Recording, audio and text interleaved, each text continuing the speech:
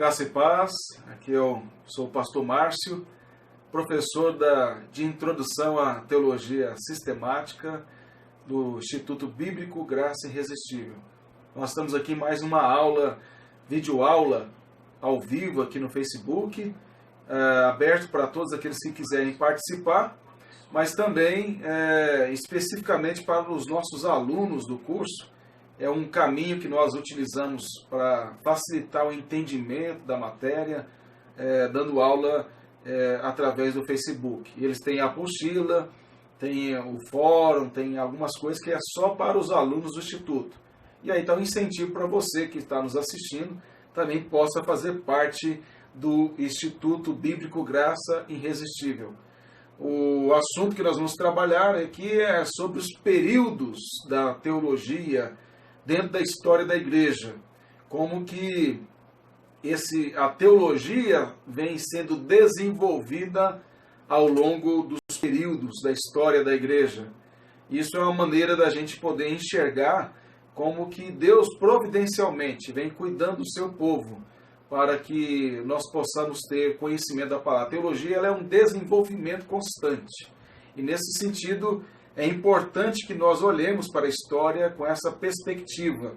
Então, para aqueles que são os nossos alunos aí do Instituto, estão com a apostila, a página é a página 42. Nós vimos num primeiro momento, que foi o primeiro período, que é o chamado período da patrística, quando aqueles que caminharam com os apóstolos, viveram algum tempo depois, e outros que seguiram ainda até o ano 300 a 400, onde a teologia começou a ser desenvolvida. Então, a patrística, ela inicia de uma forma muito tímida, com alguns poucos desenvolvimentos, e no período da patrística, o teólogo de maior destaque é Agostinho, e a igreja, só recapitulando um pouco para os alunos, a igreja ela vai ter um período de maior desenvolvimento na patrística, no período em que o cristianismo se torna a religião do império. Constantino vai tornar o cristianismo a religião do império, então a igreja deixa de ser perseguida e ela então tem agora condições, um período de paz, de desenvolver a teologia. Período de paz, digo, em relação às perseguições, mas ela continua enfrentando as heresias, enfrentando as oposições contra a fé. Na verdade, essas oposições é que vão provocar os homens de Deus a desenvolver boa teologia. Mas agora a gente vai chegar no segundo período aí da página 42, que é a Idade Média. A Idade Média vai do ano 500 a 1500, é o período aí. Lógico que existem discussões sobre esse período, mas é comumente reconhecido que o período é do ano 500 ao ano 1500 depois de Cristo. É um período cheio de mudanças no Império Romano. Isso é importante porque já está terminando o Império Romano e aí está tendo muitas divisões dentro do Império. É um momento em que o início da Idade Média, que pode ser também tido como o ano 400, vai ter invasão dos bárbaros, dominando bastante aí boa parte do Império. Isso naturalmente vai influenciar o cristianismo, que era a religião oficial do Império, vai mudar bastante questões culturais dentro do Império Romano. Roma já teria passado nesse período da Idade Média também por algumas invasões, sendo saqueadas por 2 vezes. Há um outro fato importante também nesse período da Idade Média, em termos de contexto, para que você entenda em que contexto a teologia é desenvolvida, que é justamente o surgimento do islamismo.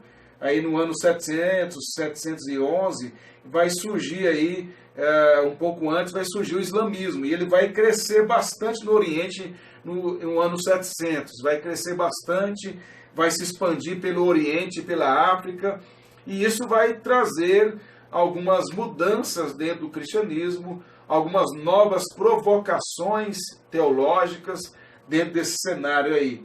Também outro fator importante dentro do contexto da Idade Média, da teologia na Idade Média, é a rivalidade entre o lado ocidental do Império Romano e o lado oriental. Por exemplo, no lado ocidental, a capital continua sendo Roma. No lado oriental, a capital é Constantinopla, uma cidade construída em homenagem a Constantino. E aí, o lado oriental fica Constantinopla. Quando o cristianismo ali ela é a religião do império, com essa divisão começa a ter uma disputa entre o bispo de Roma e o bispo de Constantinopla. Qual bispo seria o mais importante para o cristianismo? O bispo de Roma, da antiga capital do império, ou de Constantinopla? E aí muitas coisas vão acontecer, essa disputa vai se acirrar, até que chega um momento em que o cristianismo é dividido dentro do império, tanto quanto o próprio império era dividido. Porque aí então surge a Igreja Católica Romana, porque é do lado ocidental, tendo a capital romana, e o bispo de Roma se torna papa, se torna o pai do cristianismo. Então surge o catolicismo romano nesse momento, e surge, há outras divisões, mas as duas principais divisões são essas. No lado oriental tem o bispo de Constantinopla, que é chamado de patriarca. E aí vai surgir a Igreja Católica Ortodoxa, que até hoje existe, que é a principal divisão do cristianismo desse período para cá. Então é nesse contexto que surge a Igreja Católica Romana, dentro desse período da Idade Média, aí, um pouco antes do início da Idade Média começar, já tinha acontecido essa divisão. É nesse cenário todo de rivalidade, de islamismo, de bárbaros, do cristianismo dividido, é que a teologia, no período da Idade Média, é desenvolvida. Outra coisa importante também que eu preciso esclarecer é que o nome Idade Média, Idade das Trevas, é um nome que foi dado pelos renascentistas. Porque a renascença vai surgir também durante a Idade Média, no século 13, 14, começa a renascença, que é justamente uma linha filosófica de ateus, que vão colocar o homem como sendo a medida de todas as coisas. E aí os renascentistas vão chamar o período da Idade Média de Idade das Trevas, a Idade da Ignorância. Por quê? Porque a Renascença considera, porque eram de ateus, considera um pensamento da Idade Média, com base na existência de Deus, uma coisa obscura, ignorante, como fruto de uma religiosidade antiga e não de uma evolução do homem. Para eles, o conhecimento verdadeiro, o conhecimento iluminador, que depois vai dar origem ao iluminismo, é o homem no centro e não Deus. Então, na verdade, eles vão classificar a Idade Média, que nós chamamos de Idade das Trevas, por causa que eles consideram como sendo um período de extrema ignorância, justamente porque Deus seria o centro desse pensamento e não o homem. É lógico que na Idade Média houve, de fato, uma grande ignorância. Dr. Ernest Steinmeier, ele fala que a Idade Média, pretensamente, Deus era o centro. Ou seja, havia uma pretensão de que Deus fosse o centro, mas Deus não era o centro. Porque a Igreja Romana, ela obscureceu o entendimento teológico. Mas existe uma outra questão que é importante a gente observar, é que também não podemos dizer que por causa dessa ignorância católica romana nesse período aí, como eu já expliquei, e houve muitas coisas contrárias ao Evangelho, a igreja se apostatou do Evangelho nesse período, não significa que dentro do catolicismo romano não tinha crentes. Não quer dizer que não tinha crentes, que não tinha teólogos, homens de Deus. Certamente tinha, e eu vou mostrar alguns deles. Sempre Deus preservou no meio da sua igreja pessoas crentes, pessoas fiéis, como sempre foi no Antigo Testamento e sempre foi na história da igreja. Há momentos em que a igreja parece que está completamente perdida em heresias, mas ainda Deus preserva alguns que não se dobram a Baal. E isso aconteceu no período da Idade Média. Na Idade Média também tem algo que é chamado de escolasticismo. O escolasticismo vai fazer parte desse período da Idade Média que vai abranger de 1200 a 1500. E aí está uma coisa bem importante entender um pouco sobre o escolasticismo. Porque esse período aí é um período em que teólogos começam a interpretar a teologia com a filosofia de Aristóteles. E nesse processo de interpretar a teologia com a filosofia de Aristóteles, algumas coisas são boas porque há uma ênfase na razão e na fé, tenta unir fé e razão, e isso é bom no sentido teológico, porque começa a se desenvolver muita teologia nesse processo todo. Há muitas contradições da fé que os escolásticos tentam resolver com discussões racionais, e que isso contribui, nós temos herança disso até hoje. A visão deles da razão, da lógica, vai contribuir muito para a teologia sistemática, porque você vai perceber que na teologia sistemática o uso da lógica é muito grande, mas, por outro lado, também muitas tolices foram desenvolvidas nesse processo. Por exemplo, Erasmo de Roterdã, que estudou com escolásticos, ele diz assim que havia discussões tão tolas, como esta que eu vou dizer agora, na apostila eu coloco. Deus poderia ter se tornado um pepino ao invés de um homem? Essa é uma discussão que os escolásticos tinham. Será que Deus, na sua soberania, ao invés de ter se encarnado, a segunda pessoa da Trindade, que é Cristo, ter encarnado, poderia ter se tornado um pepino?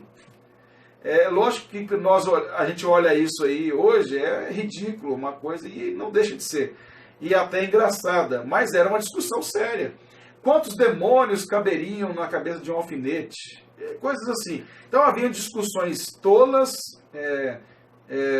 sem propósito nenhum, como essa de se Deus poderia ser um pepino ou um homem, ao invés de ser homem, na pessoa de Cristo. Como também havia discussões boas, havia discussões lógicas, havia discussões que contribuíram para o desenvolvimento da teologia. O que é o problema nisso tudo? O problema é quando os teólogos começam a usar, eu já falei isso aqui antes, no vídeo anterior, quando os teólogos começam a usar como óculos de interpretação da realidade a filosofia. Ao invés de usar a escritura para interpretar a filosofia. A filosofia, em todos os tempos, ela tem momentos de verdade. Há declarações verdadeiras, como eu já citei no vídeo anterior, de Paulo em Atenas, quando ele cita momentos de verdade na filosofia grega. Agora, o que Paulo não faz lá em Atenas, em Atos 17, é interpretar o evangelho com a filosofia grega. Agora, os escolásticos, eles usaram muito da filosofia grega, principalmente de Aristóteles, para interpretar a teologia ou para construir o conhecimento teológico. E aí eu vejo que alguns teólogos bíblicos, como eu disse nos primeiros vídeos sobre teologia bíblica e teologia sistemática, por que alguns teólogos bíblicos eles questionam ou não gostam de teologia sistemática. E eu tentei mostrar que as duas caminham juntas, elas devem caminhar de forma harmoniosa. Mas uma das críticas dos teólogos bíblicos, que eu concordo com eles, é que a sistemática tende, por causa dessa origem mais recente com o escolasticismo, de confiar demais na construção com a lógica humana, e não muito naquilo que o texto bíblico está dizendo. É lógico que o que o texto bíblico diz tem todo o sentido lógico. Paulo usou muito da lógica para argumentar. Mas você não pode usar a lógica, simplesmente a retórica, a lógica, para poder interpretar a filosofia e a escritura. mas é a Escritura interpretando e mostrando o caminho. Então essa é uma dificuldade que existe, infelizmente. E algumas argumentações da teologia sistemática, elas não podem ser tomadas como dogmáticas, como algo certo sem discussão. Porque a sistemática é um perigo. Eu estou dando a você algumas noções de perigo quando você lê, mesmo teologia sistemática de bons reformados. Tentar responder o que a Bíblia não responde. Ou tentar explicar o que a Bíblia não explica. Tentar ir além do que o texto bíblico diz. Aí você precisa ter uma mente de teologia bíblica. De entender que você só vai até onde a teologia, até onde a Escritura vai. Você não pode ir além do que a Escritura vai. E aí, por causa que a sistemática trabalha muito dentro dessa perspectiva de construção lógica das coisas, a mente humana ela tende a querer ir além daquilo que o texto bíblico apresenta. E aqui no curso que eu quero dar a vocês, e outros módulos que virão dentro dos temas da teologia sistemática, espero que você continue fazendo, a gente sempre vai pautar pela Escritura, só até onde a Escritura diz que deve ir. Aí, diante desse contexto todo que eu mencionei para você, das mudanças, né, do império, do islamismo, dos bárbaros, do escolasticismo e tudo isso, aí vou apresentar para você, a partir da página 43, alguns teólogos, dentre tantos, mas alguns teólogos que Deus usou nesse período da Idade Média para desenvolvimento da teologia. Então, se você tinha a ideia de que na Idade Média a teologia não foi desenvolvida, isso você tem que desconstruir. Outra coisa, também se você tinha a ideia que na teologia católica romana não tem nenhuma verdade, também é mentira. Por quê? Porque dentro do catolicismo, na Idade Média, houve teólogos crentes e que eles desenvolveram boa teologia. Lógico, toda teologia tem seus erros, porque nenhum teólogo é inspirado. Mas você tem que entender que Deus, na sua providência, não abandonou a igreja durante o período da Idade Média, no sentido de permitir que a igreja não desenvolvesse nada e que não tivesse nada de bom para que a gente pudesse aprender nesse período. Isso é uma arrogância protestante que não tem nada a ver com a história, não tem nada a ver com a teologia e com os fatos. Então, diante disso, vamos ver aqui alguns desses teólogos desse período da Idade Média. Na intenção minha aqui não é trazer biografia de nenhum deles, apenas informar e mostrar o que eles mais produziram em termos de teologia, porque esse é o foco da nossa aula. O primeiro é João de Damasco, ele viveu no ano 750. Ele escreveu uma exposição acurada da fé ortodoxa. Então, João de Damasco, ele já escreveu em 750 uma exposição acurada da fé. E aí ele dividiu esse em 4 livros, olha só, na Idade Média, 4 livros.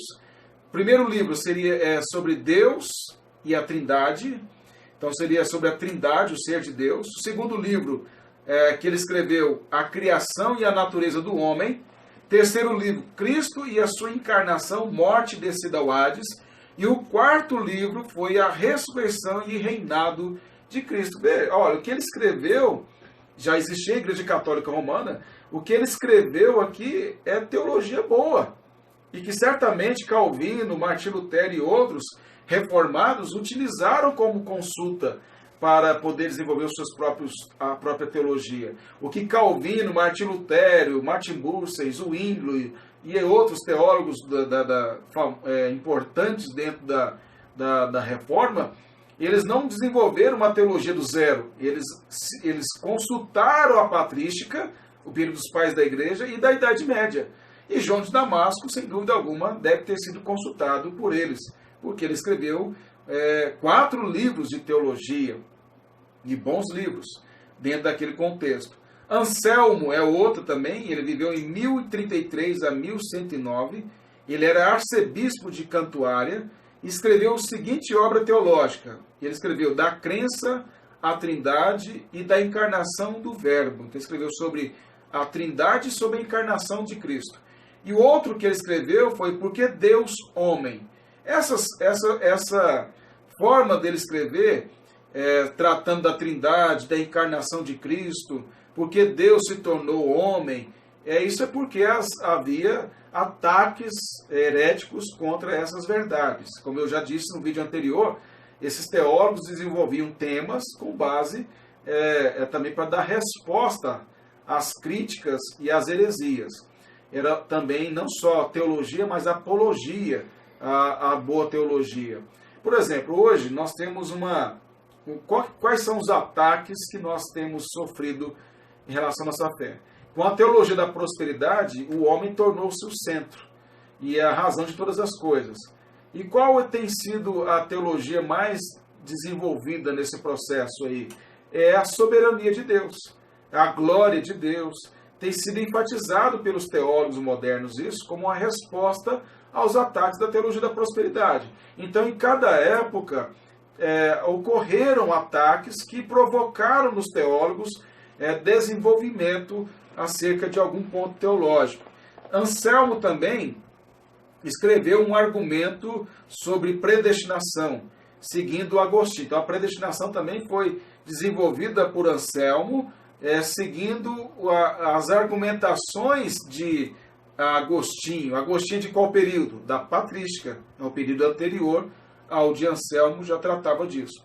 Outro que é importante também nesse período da Idade Média é Pedro Lombardo. Ele viveu em 1160.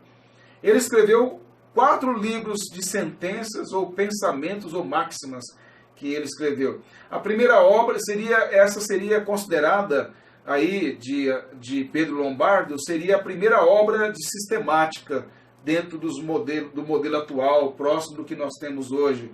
Pedro Lombardo, ele contribuiu com as suas próprias ideias teológicas e por 3 séculos foi o manual por excelência de estudos teológicos. Veja a importância de Pedro Lombardo.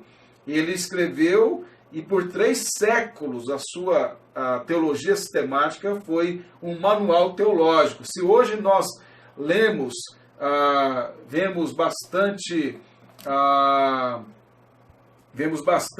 o Berkoff, que é bastante lido por aqueles que estão começando a ler sistemática. Pedro Lombardo foi alguém de muito mais influência no seu contexto da Idade Média, uma época em que não havia imprensa ainda, porque a imprensa vai ser inventada no século XVI, Gutenberg. Então, ainda com todas essas dificuldades, foi alguém que Deus usou para influenciar teologicamente por 3 séculos. E seus 4 livros de sentença versavam sobre, primeiro assunto, Deus, segundo assunto, as criaturas, terceiro assunto, encarnação e redenção, e o quarto, os sacramentos e as últimas coisas. E o último, aí na página 44, que eu destaco, na Idade Média, é Tomás de Aquino. Esse certamente você já ouviu falar, porque é um dos maiores teólogos da Igreja Católica. Ele viveu entre 1225 a 1274. Tomás de Aquino, ele foi, sem dúvida alguma, um grande teólogo. E ele fez uma síntese, um resumo da da filosofia de Aristóteles com a teologia de Agostinho. Observe, então, que ele une teologia com filosofia. Filosofia de Aristóteles com a teologia de Agostinho. Isso é um perigo muito grande, como eu já expliquei anteriormente. Mas não tirando o mérito de Tomás de Aquino de desenvolver teologia. Ele escreveu 3 livros. O primeiro livro é Deus e Suas Obras. O segundo livro, O Homem como Imagem de Deus. Terceiro livro, Cristo e os Meios de Graça. No total, dá 22 volumes traduzidos. É muita coisa, hein? Ele escreveu muito, 22 volumes tratando desses assuntos aí. Então você observa que houve grandes teólogos no período da Idade Média que produziram muito no seu tempo e que continuou sendo utilizado a produção desses livros para outros tempos e até hoje serve para nós. Nós temos que entender que, embora a gente tenha um fruto de desenvolvimento desses períodos da patrística, e da Idade Média, isso não quer dizer que eles não sejam usados por nós. Por exemplo, o Dr. Heber Júnior, ele tem formação, doutorado em teologia histórica. E é justamente estudar sobre a patrística, a Idade Média, esse teólogo na fonte. E ele tem um grande conhecimento desta área, além de outras que ele também faz com excelência, mas a formação dele maior é esta. E ele conhece profundamente esses teólogos, e a produção que eles puderam deixar para a igreja é de grande utilidade para nós. Isso é uma maneira também para a gente sempre nos humilhar diante de Deus, no sentido de ver como Deus usou esses homens, e o que nós temos hoje é fruto de tudo isso que foi construído por esses homens que Deus utilizou aí. Então esse é o período que nós terminamos aqui, da Idade Média. Não sei se consegui ser claro para os irmãos, eu só quis dar uma panorâmica desse período aí. O próximo período é o período da Reforma, e espero que você tenha aprendido a importância de entender um pouquinho da Idade Média, compreender o valor que esse período tem. A gente vai dar um pequeno intervalo de 5 minutos e nós vamos voltar para o período da Reforma. Então eu gostaria que você não saísse daí, continue aí ligado, daqui a pouquinho a gente retorna.